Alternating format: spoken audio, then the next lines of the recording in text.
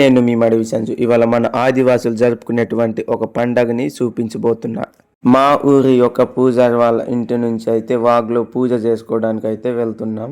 ఇంతకీ మా ఊరి పేరు చెప్పలేదే కదా. మా ఊరి పేరు వెంకటాపురం గ్రామం, చింతూరు మండలం, అల్లూరు డిస్టిక్, ఏడుగురలపల్లి పంచాయతీ. మొత్తానికైతే వాగుకి వచ్చేసాం. ఇక్కడ పూజ అయిపోయినాక ఊరిలోకి వెళ్ళి ఊరు పొత్తున కట్టిన గుడిలో అయితే పూజ జరుగుద్ది.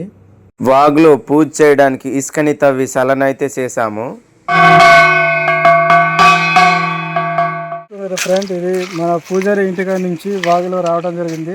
ఇప్పుడు ఈ వాగులో నుంచి ఇక్కడ పూజ చేసి, సో ఇక వాగుల నుంచి ముంతలు ఉన్నాయి, ముంతల నుంచి నీళ్ళు తీసుకెళ్తాం ఇంటికాడ.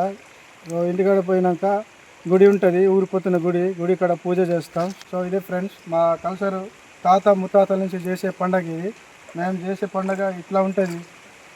కొబ్బరికాయ, గుల్లలు ఒక గుళ్ళలో ఏమో ఒడ్లు ఉంటాయి, దాంట్లో ఏమో బియ్యం ఉంటాయి, అన్ని నిమ్మకాయలు, కొబ్బరికాయలు ఇవన్నీ పూజ చేస్తాం ఫ్రెండ్స్.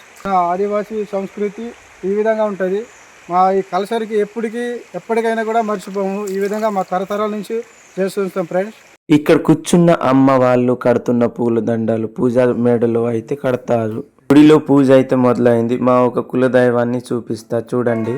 మన ఆదివాసులు మొక్కేది ఇప్పు చెట్టుని దేవుడుగా పోలుస్తారు. ఈ వీడియో తీయడానికి కారణం మా ఒక సాంప్రదాయ సంస్కృతి, మా ఒక పండుగలు ఇలా చేస్తామని తెలియపరుస్తూ ఇలాంటి సంస్కృతి సాంప్రదాయాన్ని ఇంకా ముందుకు తీసుకెళ్లాలని కోరుకుంటున్నాను.